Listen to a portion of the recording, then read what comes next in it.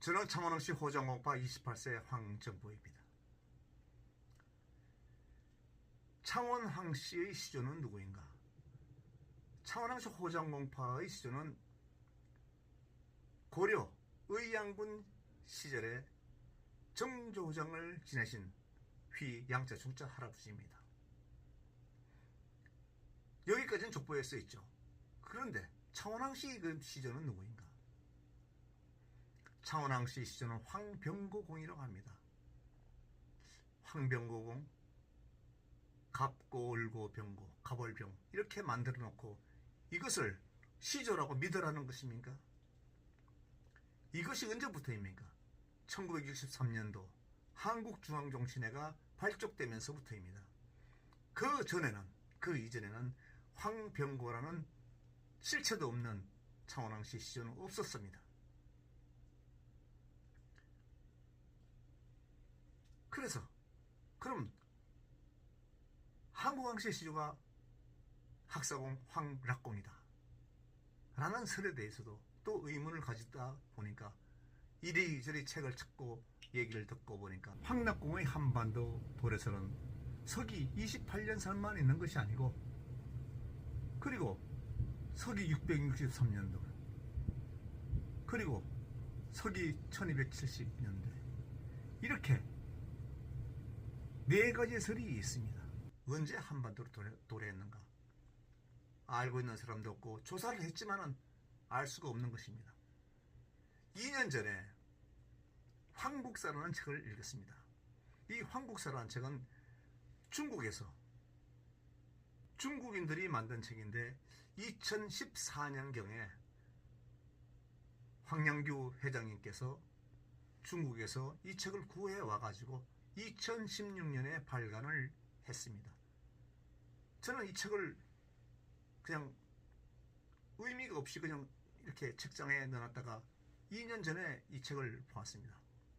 이 책을 보니까 한반도에 최초로 도래하신 분은 기원전 356년에 황경수공이다 라고 써 있습니다. 그래서 황경수공에 대한 연구도 했습니다. 중국인들도 이 황경수공께서는 한반도에 최초로 도래하신 한국항시 시조다 이렇게들 또 기록을 해놓고 있습니다. 그리고 이 황씨의 역사를 보니까 황씨는 황제 헌흥공으로부터 족보를 쭉 써놨습니다. 그런데 제가 오늘 얘기하고자 하는 부분이 이 부분입니다. 중국인들은 뻥이 세다.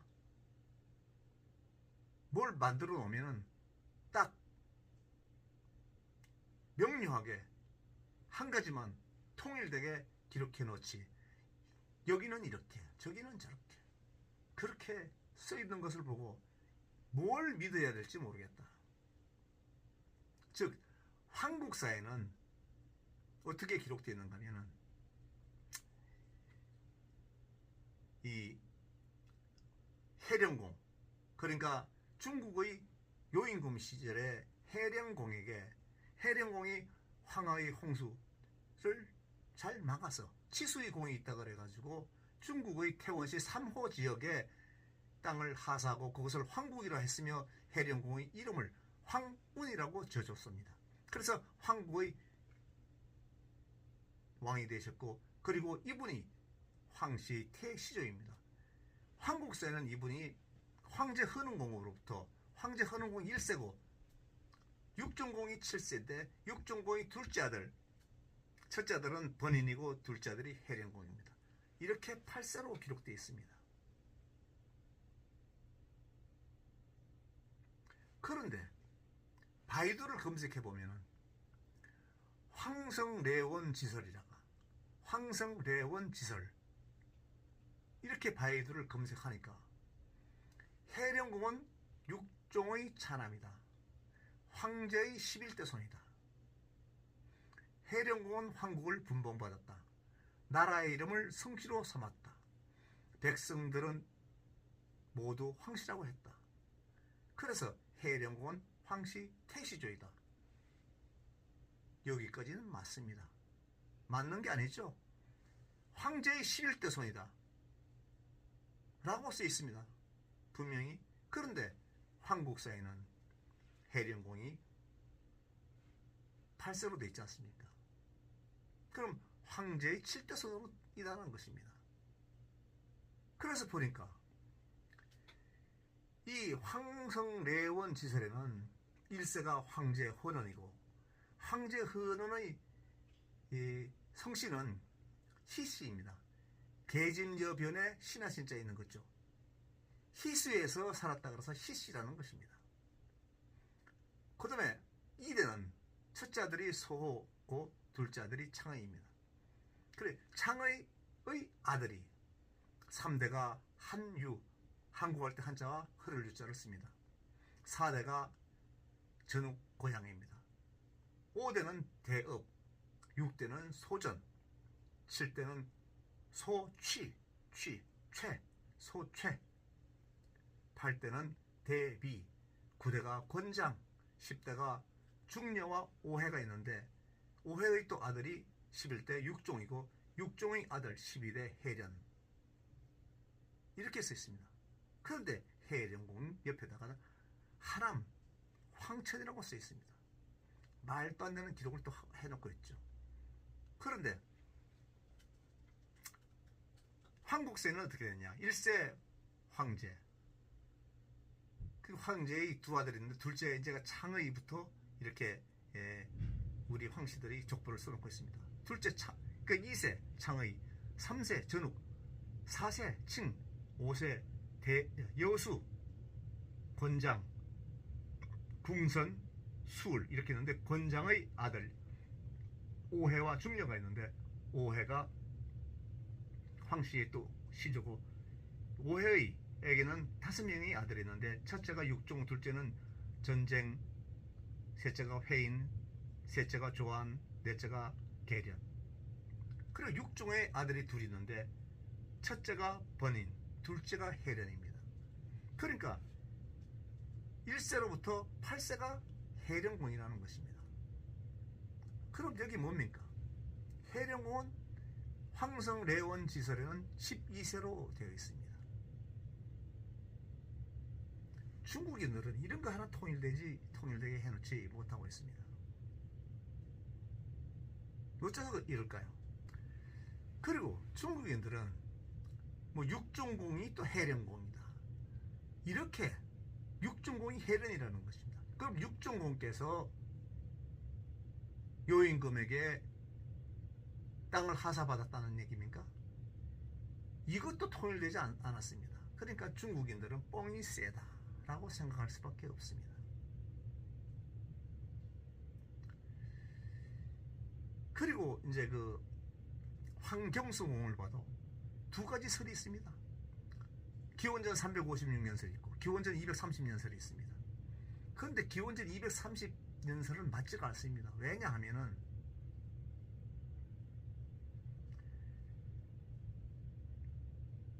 여기 보면은, 그러니까 황성래원지설에는 황경수공이 71대입니다.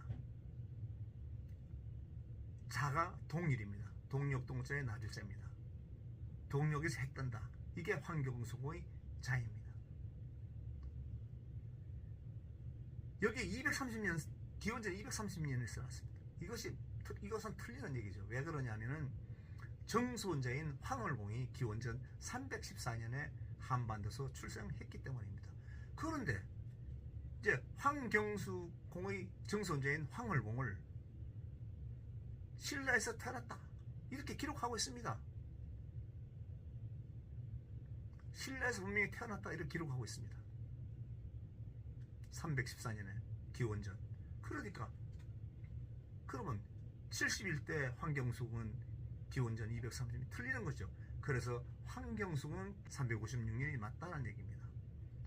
그 보니까 황경수공의 아버지는 황장인데 진나라 대부입니다. 그리고 이제 69세에는 황성래원지설에는 신궁의 자다, 신궁의 자다 이렇게 쓰였는데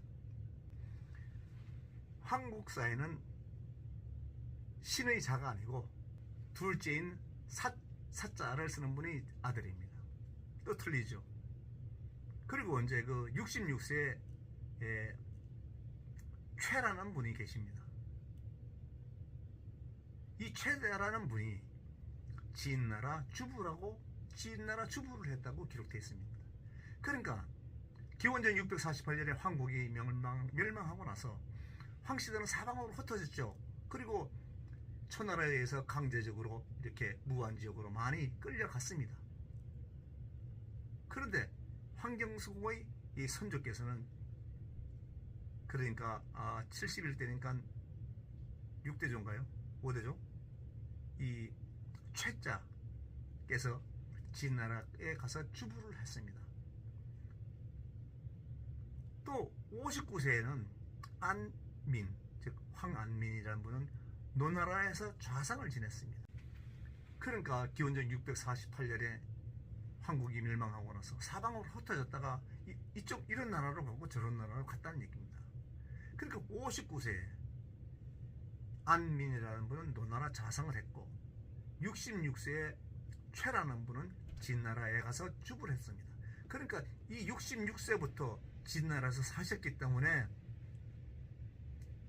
그리고 이제 70대에 장공께서 대부를 지내셨습니다. 그래서 이제 71대가 황경수공인데 황경수공께서는 진나라 성상을 했다는 것입니다. 이게 황성례원 지설에 그렇게 되어 있습니다. 그런데 한국사에는 66대라고 안민이라는 분 66대로 되어 있습니다. 근데 황성례원 지설에는 59대라고 되어 있죠. 그리고 황경수공은 황성례원 지설에는 71대로 되어 있습니다. 그런데 한국사에는 78대로 되어 있습니다. 한국사에는 황헐공이 81대로 되어 있습니다. 그런데 황성례원 지설에는 74대로 되어 있습니다. 한국사의 내용과 황성례원 지설의 내용이 다릅니다. 그런데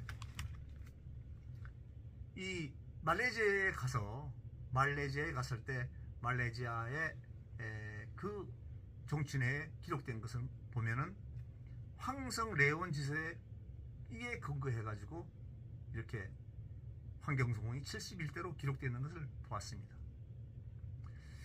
도대체 중국 사람들은 말이죠. 이런 거 하나 제대로 해놓지 못했을까요? 근데 이 황성례원 지설에는 딱 써놨습니다. 74대 헐공 생우 기원전 262년에 재상이 되다. 이것은 바이두에서 검색을 한 내용입니다. 즉 신라에서 태어났다 이런 얘기입니다. 신라에서 태어났다. 신라 생우. 그러면 기원전 314년이 신라가 있었습니까? 없었죠. 그러면 이 기록을 언제 했을까요? 바로 중국의 당나라 시대에 기록을 했기 때문에 당나라에서 보면은 신라였기 때문에 신라라고 쓴 것이죠. 즉 당나라의 기록입니다. 근데 반드시 분명한 것은 한반도에서 황홀공이 태어났다는 것입니다. 황홀공께서 한반도에서 태어났다. 이것은 부정할 수 없는 사실을 중국인들이 그대로 이렇게 자기들의 족보와 역사에 기록하고 있습니다. 그런데 또 우습지 않습니까? 제가 무안에 갔습니다. 금년에 무안을 갔죠. 무안을 갔더니 무안 춘신군 묘 앞에 춘신군의 비석이 깨끗하게 아주 새로 말끔하게 단장되어 있었습니다. 같이 갔던 총성회 회장 황양규 회장님께서 기가 막혀서 웃음이 나왔습니다. 수년을 이 무안을 다녔는데 그때는 비석이 있었는데 그 비석에 춘신궁께서는 신라에서 태어났다 이렇게 기록되어 있는 걸 처음에 봤고 그 뒤에 가니까 지금으로 쪼아가지고 신라라는 글자를 지워버렸답니다. 중국인의 중시주로 모시는 춘신궁께서 어떻게 그 저 작은 나라인 한국에서 태어났냐 말도 안 된다고 이렇게 지금으로 지었답니다. 그런데 금년에 가니까 그거마저 그 비석마저 없고 깨끗하게 아주 새로이 황금색으로 단장을 해서 황홀공께서 한반도에서 출생했던 기록 자체가 없습니다. 중국인들은 뻥이 세고 뭐 조작의 명수죠. 어떻게 이 기원전 2800년대에 출생하셨다는 황제 헌원공부터 수백 대를 거쳐서 이렇게 족보를 써내려왔을까요? 과연 맞겠습니까? 다시 얘기해서 황성레원 지설에 있는 족보와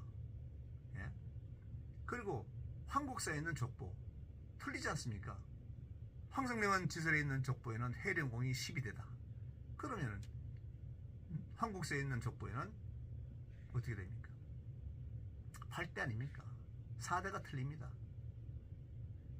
여기 3대에 한유라는 분이 나옵니다. 한국사는 한유라는 분이 없습니다. 중국에는 이렇게 북경 아래 한국이 있었답니다. 한국, 그러니까 한국 할 때 한자입니다. 그곳에서 살았던 사람들이 우리나라 한시의 시조라고 합니다. 그러니까 우리 황씨들이 황국의 후손이듯이 우리나라 한씨들이 또 중국에 한국이라는 나라가 있었다는 얘기입니다. 이런 설명을 박동박사께서 해 주었습니다. 저는 한국 사람으로서는 아무도 가보지 않은 중국 펀양이라는 곳을 가려고 합니다. 이곳은 사모지역, 태원의 사모지역이라는 곳인데 지금은 그곳이 여양시의 분양, 중국말로는 펀양이라는 곳입니다. 그것으로 그러니까 관할구역이 바뀌었죠. 거기에 가서 한국인으로 최초로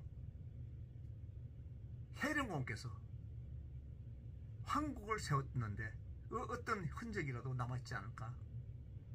혹시 남아있지 않을까? 이런 생각을 가지고 펀양을 갈 계획을 세웠습니다.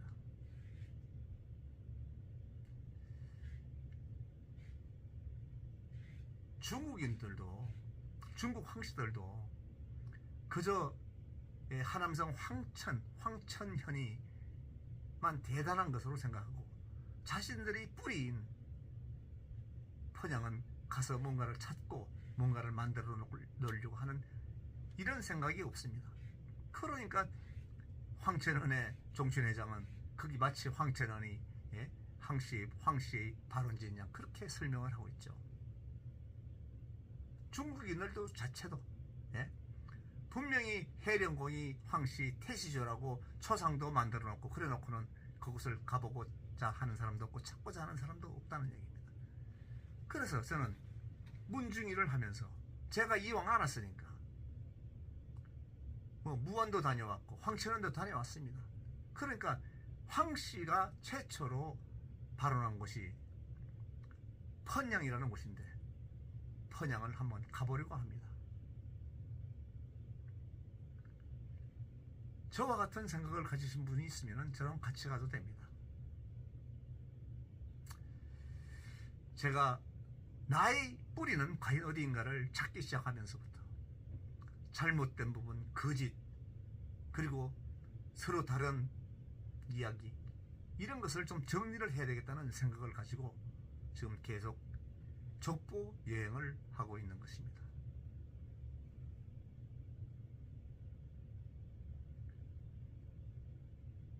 펀양의 여행에서 무언가를 한 가지 찾아와서 황씨의 역사를 반듯하게 세웠으면 하는 바람입니다. 끝으로 중국인들의 기록은 다 믿을 수가 없습니다.